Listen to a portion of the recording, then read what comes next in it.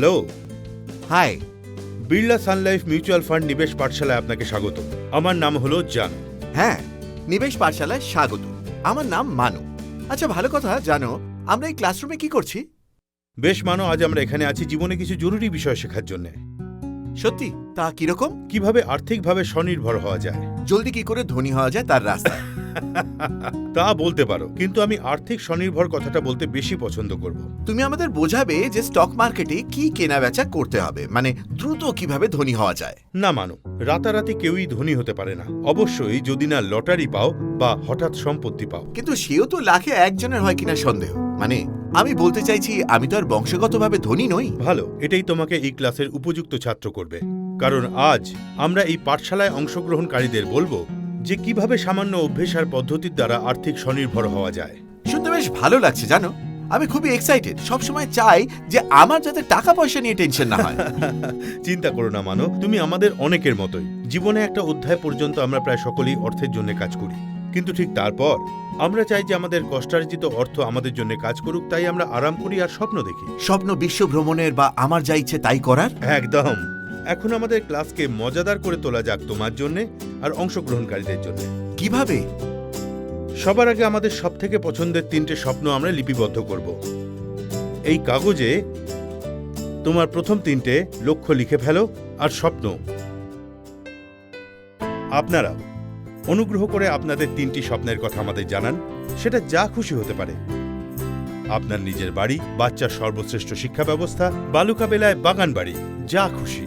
ক্লাসের শেষে আমাদের বিশেষজ্ঞ দল আপনাকে সাহায্য করবে আপনার লক্ষ্যে পৌঁছানোর পরিকল্পনা করতে। সত্যি দারুণ ব্যাপার তো। হ্যাঁ, তুমি যদি মনোযোগ দাও তাহলে একটা সারপ্রাইজ গিফটের সুযোগ পেতেও পারো। 3টে খুব সহজ প্রশ্ন, ঠিক কি ভুল আমি ক্লাসের শেষে জিজ্ঞাসা করব, আর তুমি যদি নির্ভুল উত্তর দিতে পারো তাহলে একটা সারপ্রাইজ গিফট পাওয়ার সম্ভাবনা থাকবে। অসাধারণ, সহজ লাগছে। হ্যাঁ, এটাই তো। মানো, আমরা কি আমাদের ব্যক্তিগত আর্থিক পথ চলা শুরু করব? অবশ্যই, আমি তো তৈরি। বলো দেখি, এই পথ চলাকে মসৃণ করতে গেলে আমাদের প্রথমে ঠিক কি করতে হবে? গন্তব্যটাকে স্থির করতে হবে। একদম। আমাদের জানতে হবে আমাদের কোথায় পৌঁছতে হবে, আর কিভাবে সেখানে পৌঁছবো সেটাও জানা দরকার। যেমন ধরো, যদি তুমি কাছের পার্কে যেতে চাও তুমি হয়তো হেঁটে যাবে, যদি অফিস যেতে চাও তাহলে বাস বা ট্যাক্সি নেবে, আর যদি বিদেশে যেতে চাও তাহলে নিশ্চয়ই তুমি প্লেন ধরবে। সত্যি কথা, জানো, ঠিক বলেছো। তার মানে পথ চলাটা দুটো বিষয়ের উপর ঠিক হয়। 1, আমাদের একটা গন্তব্য থাকতেই হবে। 2, সেই গন্তব্যে পৌঁছানোর জন্য একটা উপযুক্ত পরিকল্পনা থাকতে হবে। আমাদের ব্যক্তিগত আর্থিক পথ চলা একদম এই রকম। আমাদের মানি কোচ এই বিষয়ে বিস্তারিত কি বলছেন শোনা যাক।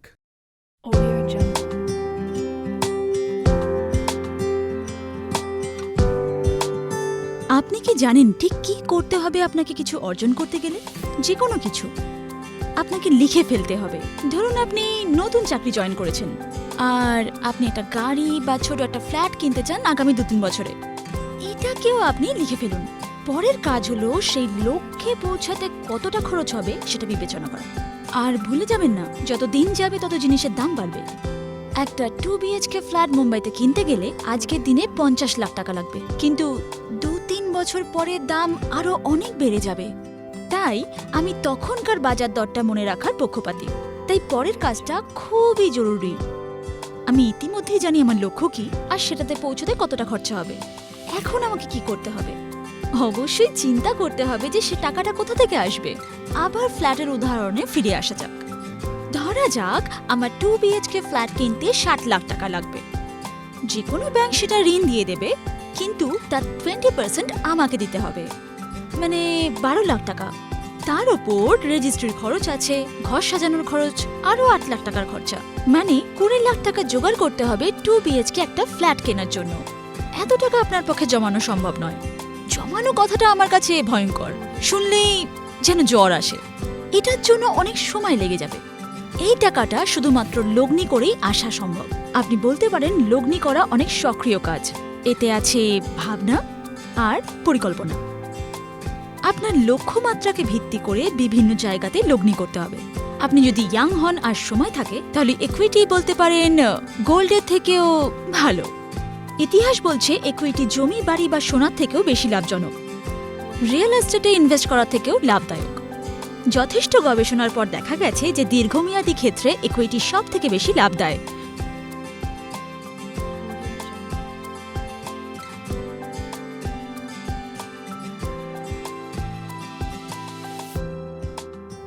উদাহরণস্বরূপ এই গ্রাফটা দেখুন, খুবই আকর্ষণীয়। 10 বছরের আমানতে ইকুইটি লোকসান দিয়েছে এমন উদাহরণ নেই। বিগত 10 বছরে শুধুমাত্র বম্বেতেই শেয়ার বাজার প্রতি বছর 15% বৃদ্ধি পেয়েছে। এই হিসেবটা আরেকটু আগে থেকে যদি দেখা যায় তাহলে দেখবেন 1979 থেকে ইকুইটি 4.5% বৃদ্ধি দিয়ে এসেছে প্রতি 10 বছরে।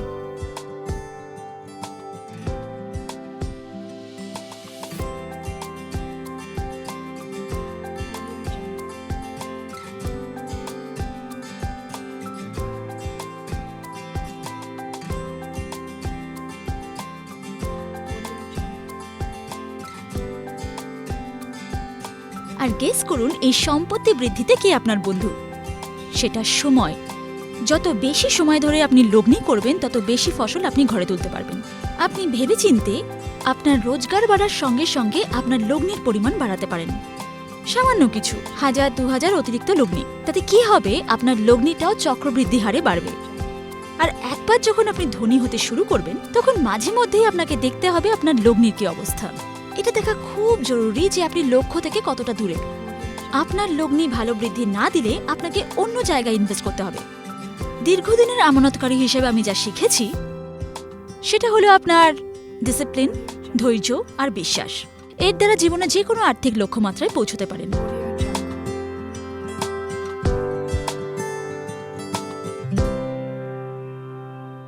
অসাধারণ পরামর্শ দিলেন আমাদের মানি কোচ। জানো, আমার সবচেয়ে ভালো লাগলো যেভাবে উনি সঞ্চয় আর লগ্নির মধ্যে পার্থক্য বোঝালেন। সত্যি, বহু মানুষ ভুলবশত বিশ্বাস করেন যে ব্যাংকে টাকা রাখলেই তাদের ক্রমবর্ধমান খরচের প্রয়োজন মেটাবে, কিন্তু সেটা ঠিক নয়।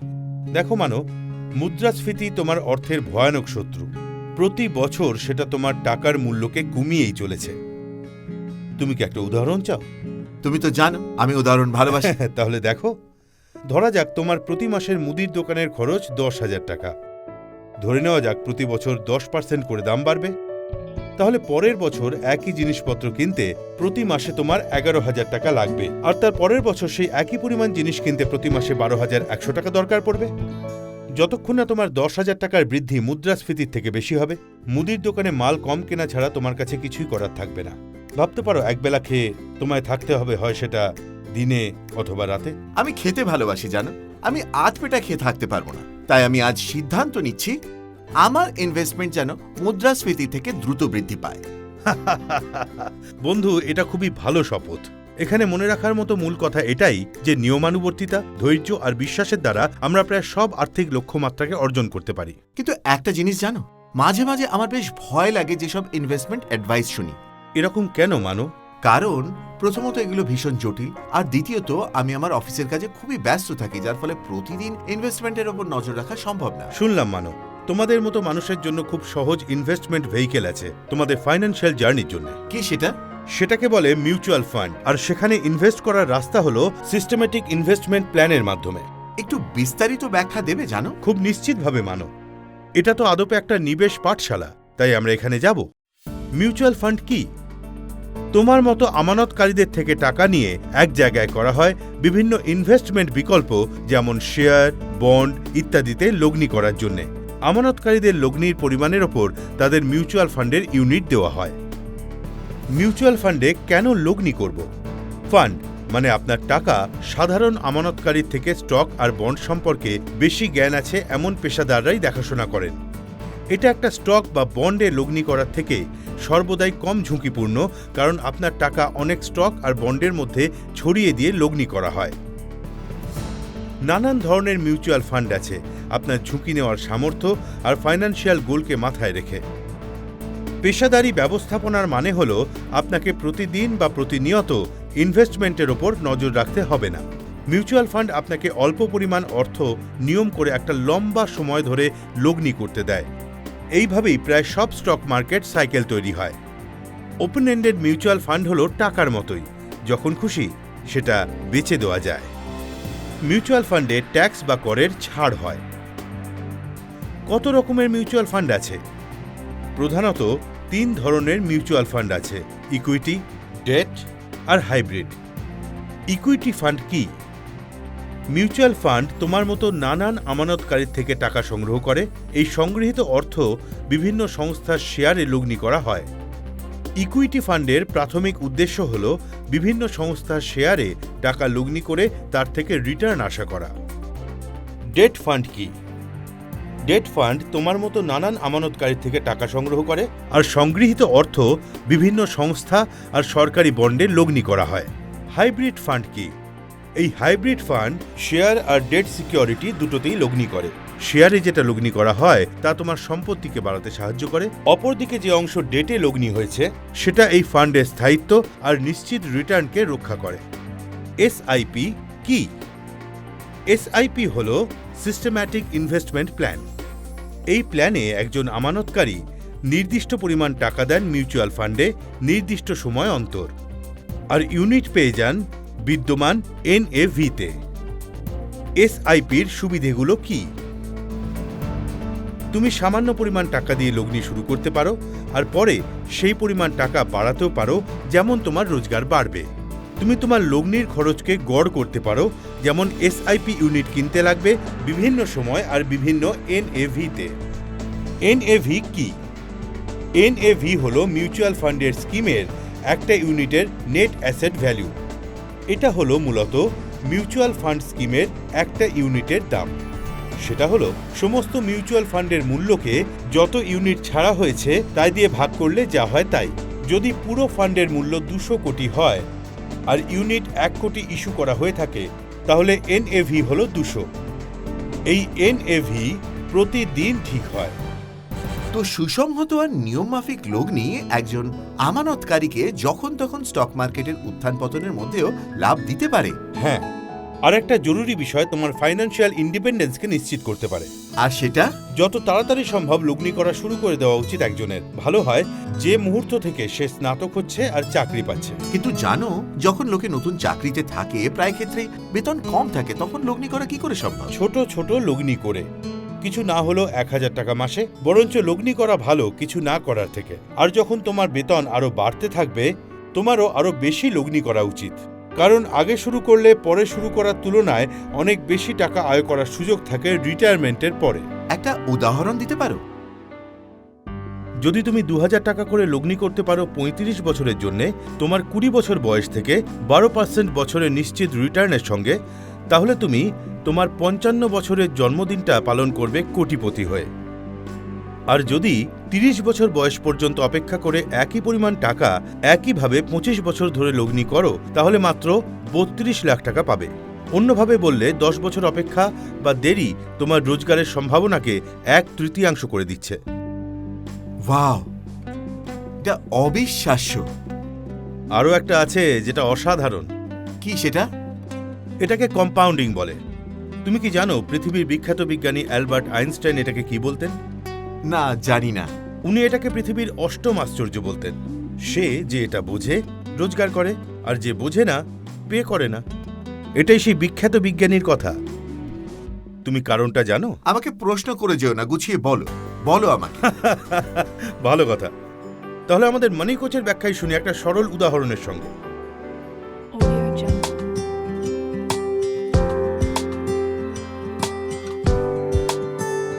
গল্পটা এইভাবে এগিয়েছে। যিনি দাবা খেলা আবিষ্কার করেছিলেন তিনি রাজাকে দেখাতে নিয়ে যান। রাজা একদম মুগ্ধ হয়ে যান। তাকে জিজ্ঞাসা করেন যে তিনি এর জন্য কি পুরস্কার চান। চালাক আবিষ্কর্তা বলেছিলেন, হে মহারাজ, আমি বেশি কিছু চাই না, আমি শুধু এই দাবার 64টা ঘরে যত চাল ধরে ততটুকুই চাই। একটা অনুরোধ আছে, আপনি একটা করে ঘর এগোবেন আর চালের পরিমাণ দ্বিগুণ করে দেবেন। অর্থাৎ আপনি যদি প্রথম ঘরে একটি চালের কণা রাখেন, দ্বিতীয় ঘরে 2টো রাখবেন, 4টে তৃতীয় ঘরে, 8টা চতুর্থ ঘরে, এইভাবে এগোবেন। রাজা অবাক হয়ে গেলেন যে আবিষ্কারক শুধু এইটুকু চাইছেন। যাই হোক, তিনি তার কোষাধ্যক্ষকে বললেন যে এই লোকটি যা চাইছে তা দিয়ে দাও। কল্পনা করতে পারেন যে রাজা স্তম্ভিত হয়ে গেলেন যখন তার কোষাধ্যক্ষ এসে জানালো যে সমগ্র রাজ্যের মজুদ চাল এই অনুরোধ মেটাতে পারবে না। কি হয় যখন আপনি একটা ঘরে একটা চাল দিয়ে শুরু করছেন আর প্রতি ঘরে তার দ্বিগুণ করছেন 64টা ঘর পর্যন্ত? একটা হয়ে যায় 18 quintillion, 446 quadrillion, 744 trillion, 73 billion, 709 million 551,000 আর 616টা চাল। আমি ভাবিনি এত বড় সংখ্যা আমি পড়তে পারবো। আপনি কি জানেন যে এর পরিমাণ ঠিক কতটা? এটা সারা পৃথিবীতে এক বছরে যা চাল উৎপাদন হয় তার 1000 গুণ। মানে আপনি যদি এটা চুড়ো করে রাখেন তাহলে এভারেস্টের থেকে উঁচু হয়ে যাবে।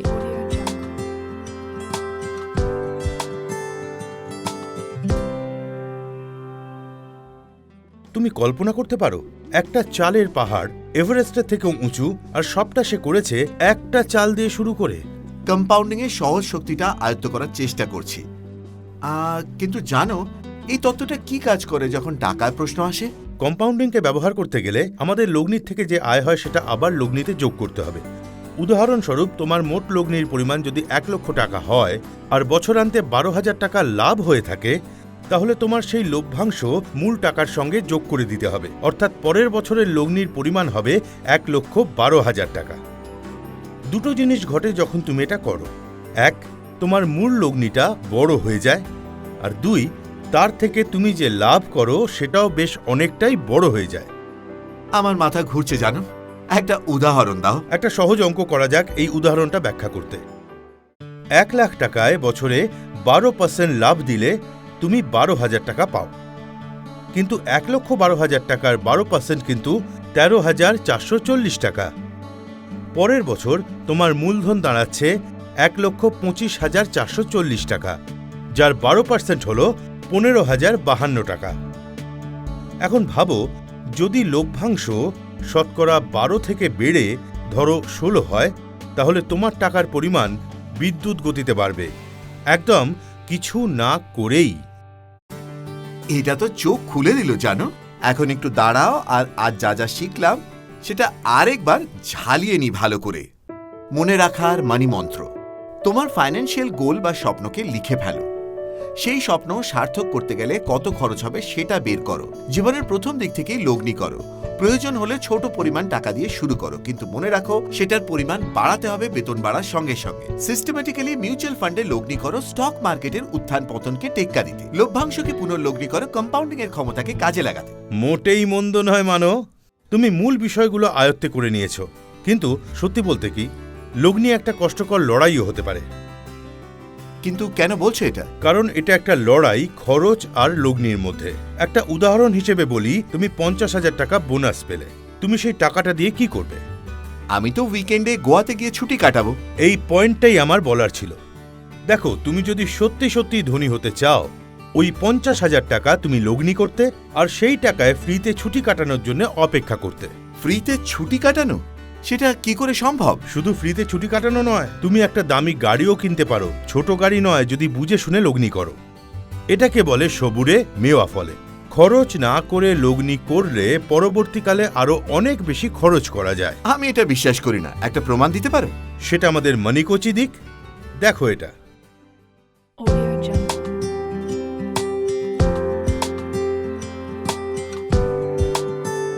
এক প্রথম সারির মধ্যবিত্ত গাড়ির নির্মাতা তার শেয়ার ছেড়েছিল 2003 সালে।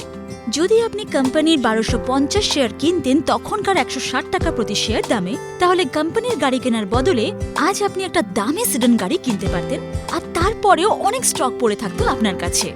গত 12 বছরে সেই কোম্পানির আয়তন বেড়েছে 3.5 গুণ, কোম্পানির বিক্রি বেড়ে গেছে 5.5 গুণ, কিন্তু স্টক প্রাইস বেড়েছে প্রায় 23 গুণ। মানে দীর্ঘমেয়াদী লগ্নির ক্ষেত্রে এটাই লাভ।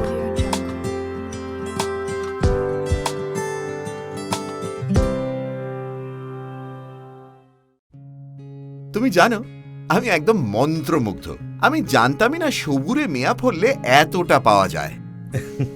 ঠিক এই কারণেই তোমাকে আমি এখানে এনেছি, আর আপনাকেও এই নিবেশ পাঠশালায়। এটা শেখার আদর্শ জায়গা। ধন্যবাদ জানো, আর এইবার কিন্তু আমি সত্যি কথাই বলছি। আমাকে একটা কথা বলো, কি করে বুঝবো কোন মিউচুয়াল ফান্ডটা উপযুক্ত?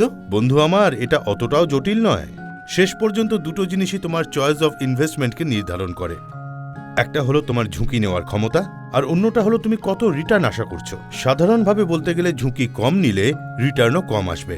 ব্যাংক তোমাকে যেমন আপাতত কম রিটার্ন দেয়, কারণ তোমার মূলধন সেখানে সুরক্ষিত থাকে, কিন্তু ইকুইটি বা স্টক অন্যদিকে অনেকটা রিটার্ন দেয়, কারণ ঝুঁকিটাও সেখানে অনেক বেশি আর তোমার মূলধনও সেখানে সুরক্ষিত নয়। একজন ইনভেস্টরের কি ঝুঁকি নেওয়া উচিত? একেবারেই নয়, অন্তত এরকম ঝুঁকি নয় যেখানে কেউ দাবি করছে তোমার টাকা অল্প দিনে দ্বিগুণ করে দেবে। এইটা দেখো। সব বাজে কথা। তুই এই স্কিমটা দেখ, এইটা একবার 50,000 দে আর 6 মাস পর থেকে প্রতি মাসে জীবনভর 10,000 করে পাবি। সত্যি? হ্যাঁ, আমি নিজে ইনভেস্ট করেছি। অত ভাবিস না। আরে এই দেখ এই তেলটা 2 ফোঁটা মাথায় লাগালে 1 সপ্তাহে চুলের গ্যারান্টি। এটা আমি নিয়ে নিই। কত বাজে কথা। আরে তুই সাইন কর না। এটা শোন, সনা বেল্ট 1 সপ্তাহ ইউজ করলে 7 কিলো ওজন কমবে। মোটু এটা তুই নিয়ে নে। আরে ছেড়ে দে। আরে ছাড়, তুই সাইন কর না। এটা বেস্ট। তেজস্বী লকেট, জীবন ভোর আনন্দে থাকো। একটা কাজ করে 3 জন একটা নিয়ে নি। কি যে বলিস, এরকম আবার হয় নাকি? হ্যাঁ, তো এরকম আবার হয় নাকি? কম সময়ে অনেক বেশি লাভ মানে ধোঁকা। এজন্য যে কোনো স্কিমে ইনভেস্ট করার আগে সেটা ভালো করে যাচাই করে নিন। সেবি, প্রত্যেক ইনভেস্টরের শক্তি। আমি খুব খুশি যে আমাদের ফাইন্যান্সিয়াল মার্কেট রেগুলেটর সেবি এই ধরনের শিক্ষা দিয়ে আমাদের সতর্ক করছে। কিন্তু পরিকল্পিত ঝুঁকি নিলে তেমন কোনো ক্ষতি নেই। কি বলতে চাইছো? একটা বহুতলের 10 তলা থেকে ঝাঁপানোটা ঝুঁকি, ওকে, কিন্তু পরিকল্পিত ঝুঁকি হচ্ছে 6 ফুটের ওপর থেকে লাফানো।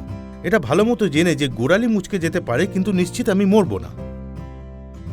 আমার মনে হয় এটা বেশ কঠিন উদাহরণ।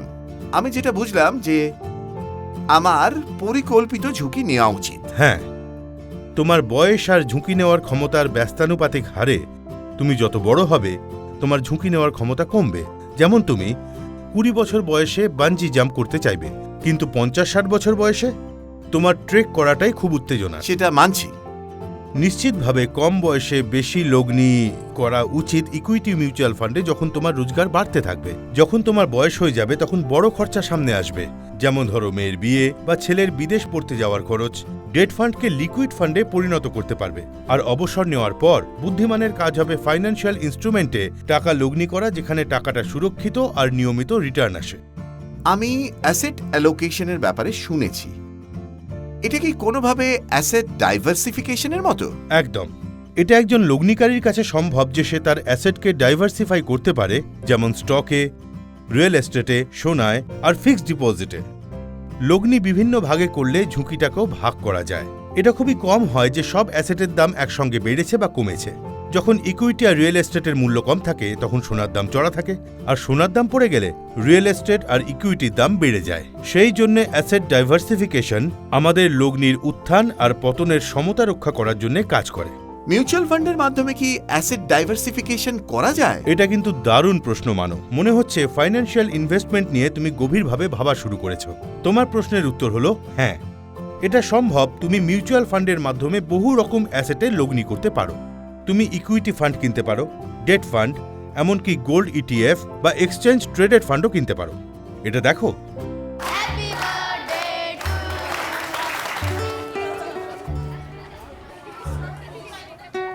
সরি রে, তুই লাড্ডু পেলি না।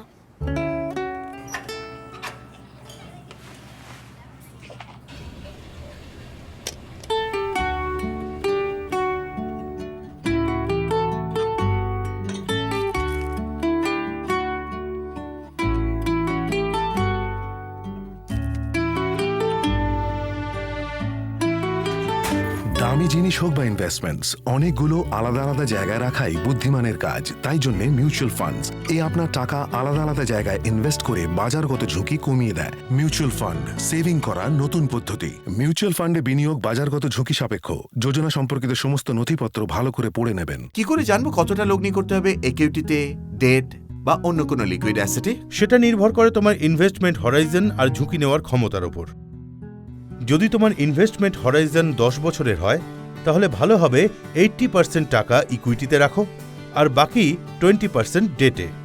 যদি সময়সীমা 5 থেকে 10 বছরের হয় তাহলে 50% টাকা ইকুইটিতে, 30% ডেটে আর 20% লিকুইড ফান্ডে রাখো। আর 3 থেকে 5 বছরের লগ্নিকারীদের উচিত তাদের 80% টাকা ডেট ফান্ডে, 10% ইকুইটিতে আর 10% লিকুইড ফান্ডে রাখা। যদি 1 থেকে 3 বছরের লগ্নির ভাবনা থাকে তাহলে পরামর্শ দেব 80% টাকা ডেট ফান্ডে আর 20% লিকুইড ফান্ডে লগ্নি করতে। এছাড়া মানো তুমি যদি তোমার টাকা 1 বছরের কম সময়ের জন্য লগ্নি করতে চাও তাহলে সবথেকে ভালো হয় পুরো টাকাটাই লিকুইড ফান্ডে রাখো, কারণ তাতে লক ইন বা উইথড্রয়াল পেনাল্টি নেই আর তুমি মোটামুটি ডিসেন্ট রিটার্ন পাবে। তোমার এই নিবেশ পাঠশালাটা আগে শুরু হলে ভালো হতো। আমি আমার বেতনটা লিকুইড ফান্ডে রাখতাম আর এত বছরে অনেক টাকা রোজগার করতাম। যখন হয়নি কি আর করা যাবে, কিন্তু একটা কথা জানো, শেখার জন্য কখনোই খুব দেরি হয়ে যায় না। দেরির কথাতে মনে পড়লো, কোন সময়টা উপযুক্ত সময় সন্তানের বিদেশে পড়তে যাওয়ার পরিকল্পনা করার? মনে হয় যে মুহূর্ত থেকে তুমি চিন্তা করলে বিয়ে করবে। এই গল্পে একজন বাবা এরকমই করেছিলেন, একবার দেখে নাও। এটা ফর মোর ইনফরমেশন। হ্যাঁ, দিস ওয়ান ইজ নাইস। হ্যাঁ, গুড মর্নিং। আরে ভাই, কি করছিস তোরা? কি ব্যাপার? রবিবার 7 সকালে 2 বাপ মেয়ে ফেসবুক নিয়ে এত ব্যস্ত যে বড়? আরে ফেসবুক না রে বাবা, আমি আর তানিয়া একটা রিসার্চ করছি। রিসার্চ? হ্যাঁ আঙ্কেল, আমি আর পাপা কলেজ কোর্সেস চেক করছি। আচ্ছা পাপা আমি করি। আচ্ছা মামুনি, তোমাকে একটা কথা বলবো। এই যে তোমার বাবাটি আছেন না, ইনি কলেজের সময় থেকেই প্ল্যান মাস্টার ছিলেন। আচ্ছা একটা কথা বলো তো, তোমাকে আবারে আর্মি ডিসিপ্লিন শেখাচ্ছে না তো? হ্যাঁ দেখ ভাই, ও কিন্তু বাচ্চা মেয়ে, প্রেশার দিস না ওর ওপর। আরে বাবা, প্রেশার আমি না, ও দেয় আমাকে। আচ্ছা ওসব কিছু না, তানিয়ার একটু সাহায্যের দরকার ছিল, তাই দেখিয়ে দিচ্ছিলাম। হ্যাঁ, আমি যখন বড় হব না তখন আমি ওয়াইল্ড লাইফ ফটোগ্রাফার হব আর নিউ ইয়র্কের বেস্ট কলেজে পড়ব। New York? সুনীল বাবু, পয়সা জড়ো করতে শুরু করো এখন থেকেই। নিউ ইয়র্কে পড়ার খরচ আর ওখানে থাকার খরচ, তোর তো হয়ে গেল রে ভাই। তুই ঠিক বলেছিস বিক্রম, কিন্তু তোর দুটো কথা একদম ভুল। ভুল? প্রথম কথা হলো, আমি গত 5 বছর ধরে তানিয়ার পড়াশোনার জন্য প্ল্যান করছি। আচ্ছা। আর দ্বিতীয় হলো, আমি পয়সা জড়ো করছি না, ইনভেস্ট করছি। আরে বাবা, এই জড়ো করা আর ইনভেস্ট করার মধ্যে পার্থক্যটা কি? আকাশ পাতাল পার্থক্য। মানে আমি ঠিক বুঝতে পারলাম না। চল ওদিকে আয়, বুঝিয়ে দিচ্ছি। ঠিক আছে চল। ওদিকে আয়। 1 মিনিট দাঁড়া, বিস্কুট তো নিয়ে নি। হ্যাঁ এবার বল। দেখ, পয়সা তো আমি বালিশের নিচে রেখেও জড়ো করতে পারি, কিন্তু যদি আমি ইনভেস্ট করি তাহলে সেটা তাড়াতাড়ি বাড়তে পারে। আচ্ছা, ও সব তো বুঝলাম আমি, কিন্তু প্ল্যানটা কি মাস্টার মশাই? আরে ইকুইটি ফান্ড থেকে জোড়া সিস্টেমেটিক ইনভেস্টমেন্ট প্ল্যান, মানে প্রতি মাসে একটু একটু করে ইনভেস্ট করো। এই পয়সা কোম্পানির শেয়ারে লাগে, আর যেমন যেমন আমাদের দেশ এগোতে থাকে তেমনি ভাবে আমাদের পয়সাও বেড়ে যেতে পারে। আচ্ছা, আর আমার কলেজের ফিসও জুড়ে যায়। এই নিন uncle.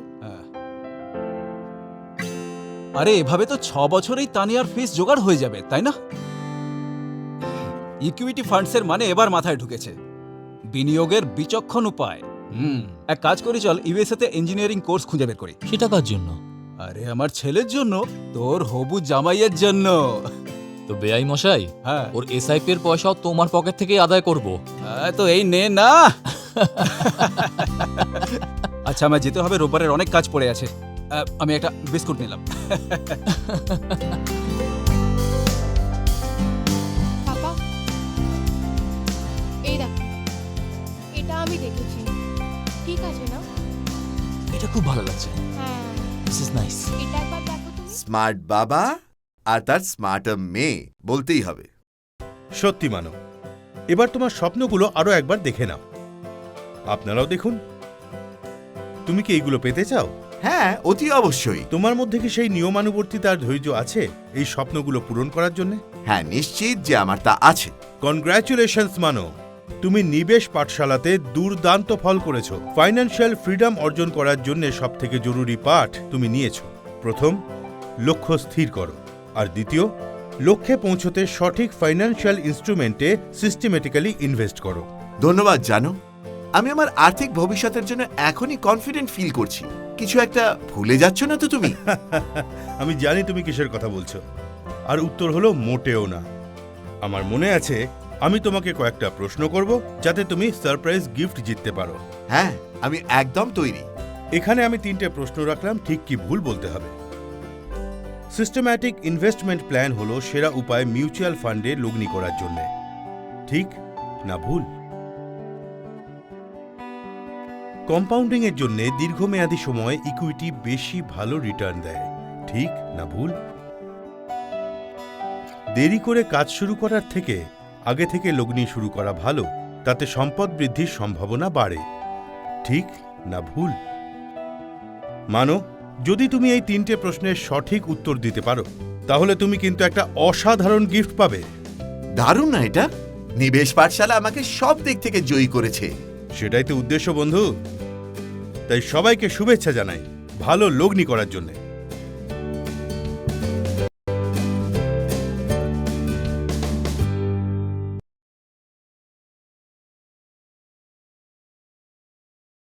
Mutual fund investments are subject to market risks.